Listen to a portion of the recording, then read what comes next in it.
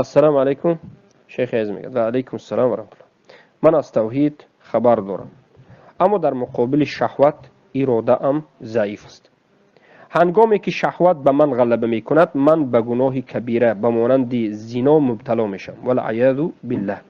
اگرچه میدانم کار خیلی زشت است پس از انجام دادن این عملی بسیار هم بد پشیمان سخت میشوم و از صدق توبه میکنم. اما به گذشت چند مدت باز شهوت بر من غلبه میکند و من توبه ام را شکسته باز این عمل را انجام میدم و بالاخره تصمیم گرفتم که به شما بگویم اگرچه شرمم می آید از چنین سؤال، اما به خاطر آن که من در حقیقت میخواهم از این ویروس کاملا نجات یابم خواستم تا شما مرا نصیحت کرده باشید.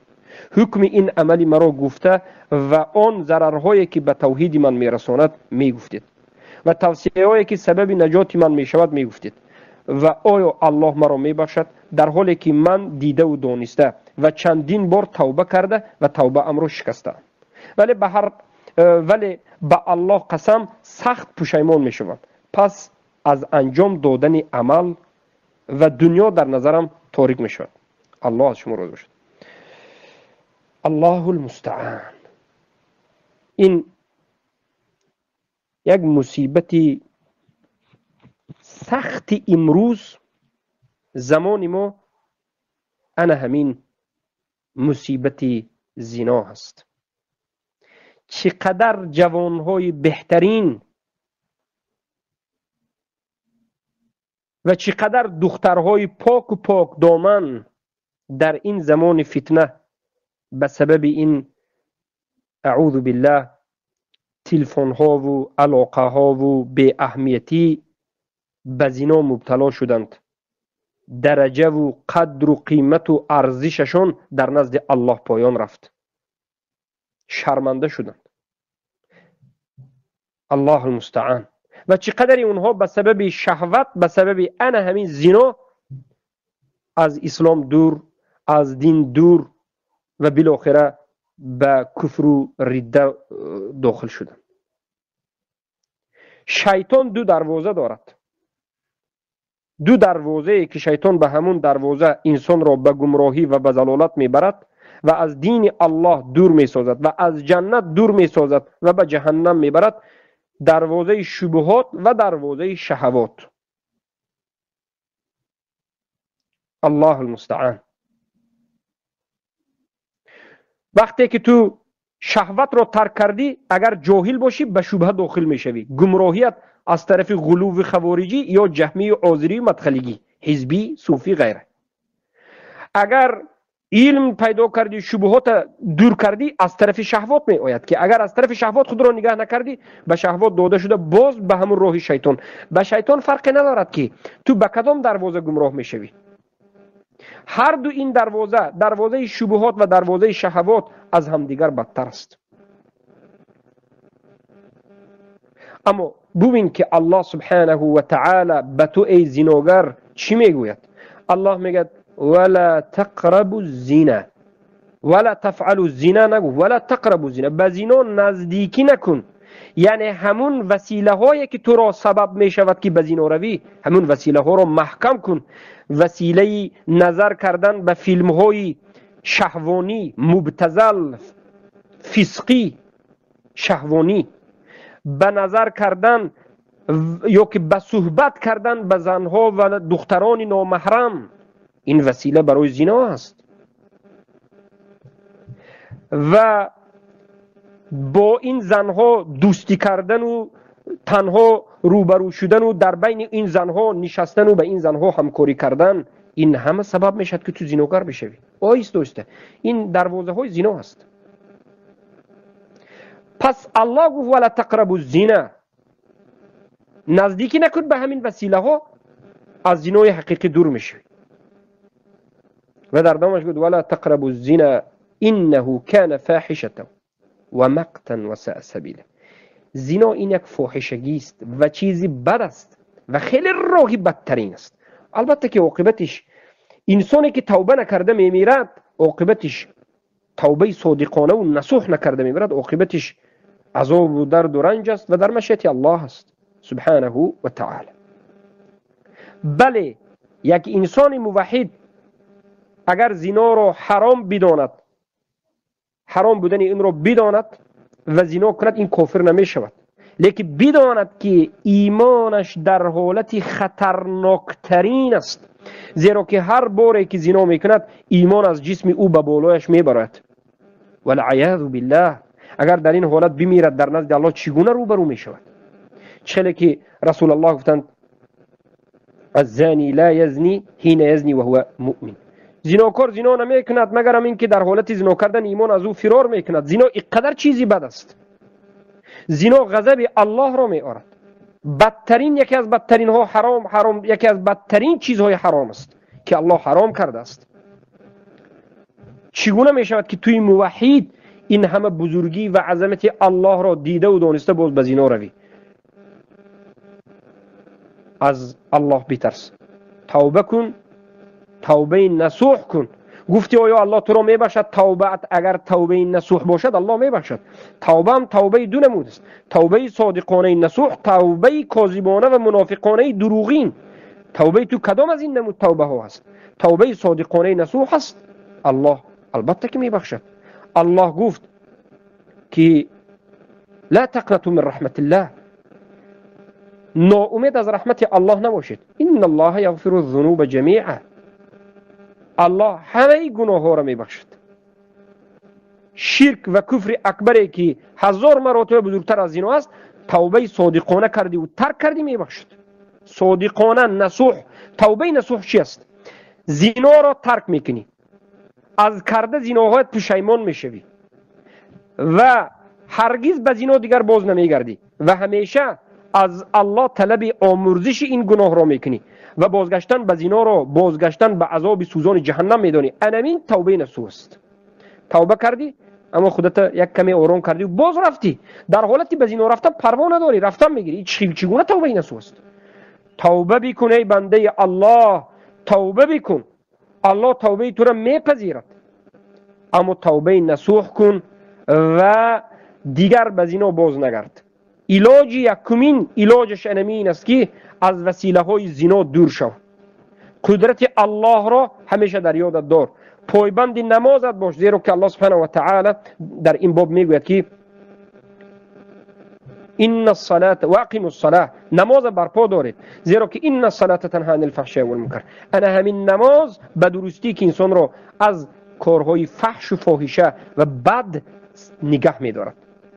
چقدر به نماز ضعیف شدید، انا همو قدر به کار بد و فحش نزدیک میشوید. تو نظر بکن که در نماز چگونه مشکلی داری. مشکل را برطرف کن، به استغفار و به ذکر پگاهی و بیگاهی مشغول شو، به تلاوت قرآن و به گوش کردن درس ها مشغول شو و بعد از این روزه بدار و زن بگیر. زن بگیر. یک زن داشته باشی و علاج دیگر پیش روی شهوت رو داشته نتوانی، دوم زن رو بگیر. زن بگیر تا که زنا نکنی. الله به تو گفت فانكحوا ما طاب لكم من النساء مثنى وثلاث ورباع فإن خفتم الا تعدلوا فواحده. دو زن، سه زن، 4 زن بگیرید. 4 زن گرفتن رو الله برای تو حلال کرد. الله یک زن نه 4 زن رو برای تو حلال کرد. میداند که ما ضعیف هستیم. بعد از 4 زن برایت حلال شدن باز روی زنا کنی، این یک ناشکری است و این در حقیقت کفر به نعمت الله است و در حقیقت گناه بزرگ است. توبه بکن و به سوی الله سبحانه و تعالی بازگرد. شیخ بله، میگم که همین صحبت شما رو بعضی برادرها نادرست فهمیدگین. یا چند تا یا تا است که فهمیدی زناکار تو موحد نیستی. این همین مسئله را، یعنی صحبت شما رو حالا این برادرها نادرست فهمیدگین.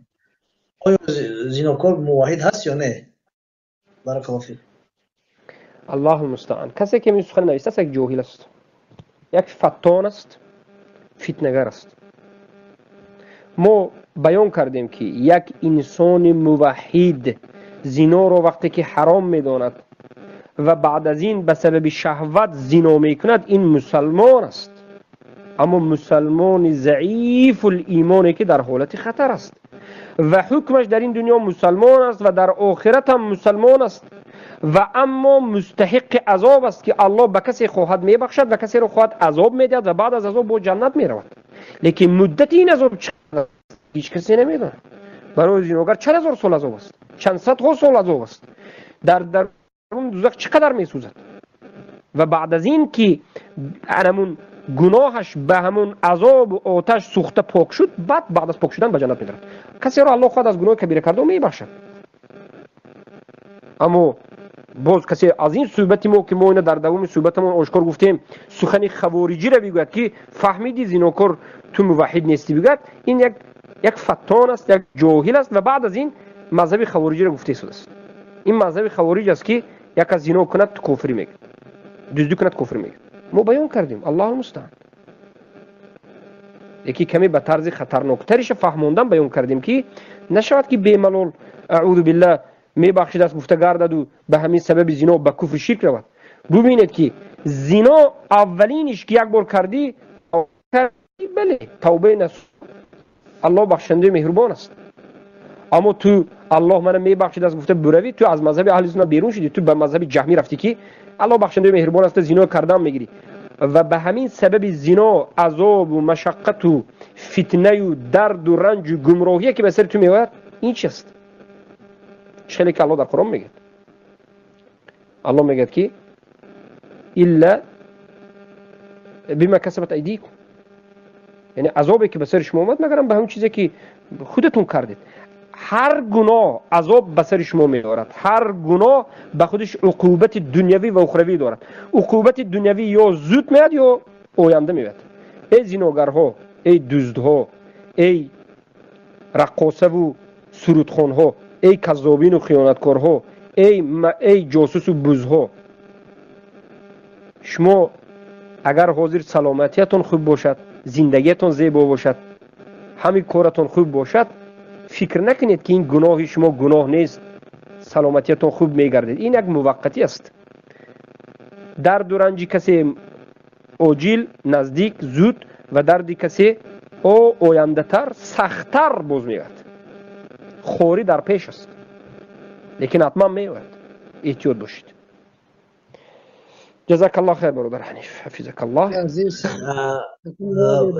امید سام پرسیدم، بعد انشالله یک برادر سوال کرده است که بعد انشالله که معذرت میخوام میبرم. من گفته است که در وقت زنا یعنی ایمانش از بدن بالا شد پس اسلامش میمونه، همین رو مثلا اصل ایمان کمال ایمان بعد فهمیده شیخ. بارک الله فیک. پیامبر صلی الله علیه و سلم گفتند که ایمان از سر او بالا میرود لیکن او کافر نمیشود.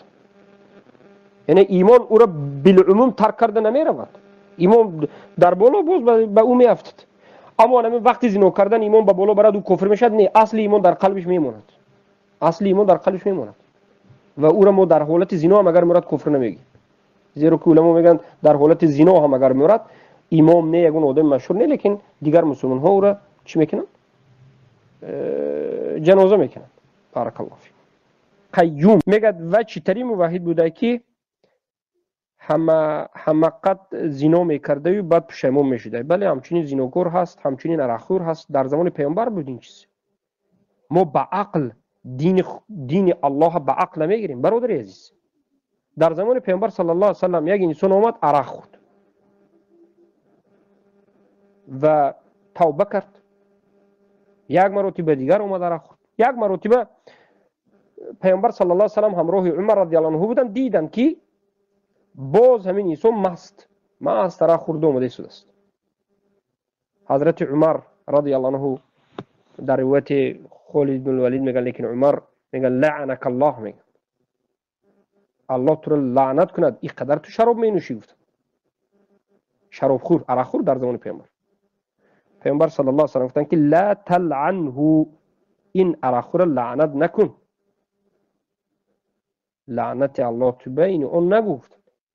انه یحب الله و رسوله، این آدم عرق خور است، بله این گناهی خیلی کبیره است، بله گناه است، لیکن همین آدم گناهگار الله و رسول دوست می‌دارد، یعنی مسلمان است، حرام بودن همین میدوند، حرام گفته میخورد، بله این شهوت کتی. این منهج خوارجین است که این خیل میگن هیچ خیل موحد بوده که زنا میکرده، این موحد نه، این کافر میگد. بعد خوارجی مذهب در تاجیکستان هم همین مذهب خوارجی هست. انا همین علمای تاجیکستان که امروز هستن انا همین منهج خوارجی بند. میگه که یک آدم عرق خورد، عرق اگر حلال نگوید نمی خورد، برای همین عرق خورد میگه، در عرق خور کافر است میگه. ما بسیار خیلی شدیدیم در تاجیکستان. این مذهب مذهبی خوارجی و غلوی است و این عقل حکم کردن در بالای شریعت به عقل است. عقل پیش نگیرید. میشه این خیلی آدم هست، یک آدم مسلمان است دزدی میکنه، توبه میکنه با دزدی میکنه، کسلی دزدی دارد. یک آدم سبحان الله زنا میکنه، یک آدم شراب مینوشد، یک آدم غیبت میکند، یک آدم پراتسین میخورد. این خیلی گناه ها هست. برای این گناه ها را گناه های کبیره گفتند. اما باید توبه کند. توبه نکند این چنین انسان ها کافر نیست، لیکن اگر حلال گوید کافر میشد، حرام گوید کند کافر نیست، لیکن مستحق عذاب است، در زیر مشیت الله است. الله خواهد عذاب میتید، نخواهد عذاب نمیتید. اما درباره همین گناه های کبیره که شرک اکبر کفر اکبر نیست، مذهب خوارج چگونه مذهب است و مذهب معتزله چگونه مذهب است؟ خوارج میگن که کسی که زنا کند، دزدی کند، شراب نوشد، 2 بار 3 بار 4 بار اگر نون کند، این چی است میگن؟ این کفر است میگن. لیکن اگر شما گویید که برادر عزیز از این میبرد که همین مسلمان زنا کرد توبه کرده گشتن گرفت، برادر حاضر مسلمان ها به خودشون اون کشوری اسلامی ندارند، به حکم الله رسول حکم نمیکنند. ما این آدم نمیدونیم که کی است، در کجا است. ما نمیگه توبه کن دیگر نکن. اگر همین چیزه در یک کشوری مسلمانی در یک جای قدرت دار بگوید بیاید بگوید که من خیلی زنا کرده میگردم، گوید توبه نکند، حکم این آدم چی میشد؟ اگر این آدم اگر زن گرفته باشد، اگر حکمش سانسور کرده کشتن است. برادر عزیز زناکار توبه که تمام نمیگوید، قدرت سانسور است. بیزن باشد در زده پیش کرده میپرتید از اینجا من جزو. لیکن امروز حالا در زیر دموکراتی است. ما نداریم که انسان کیست. عاقبت نتیجه دموکراتی همین است که اینقدر شما را تربیت میکرد که رفته رفته حکم الله رسول با اعوذ بالله مردم راضی نشده برآمده میراد. اعوذ بالله. برای همین میگیم که ما حالت حاضره را این به نصیحت کردیم. ما دیگه چیکار کرده میتونیم؟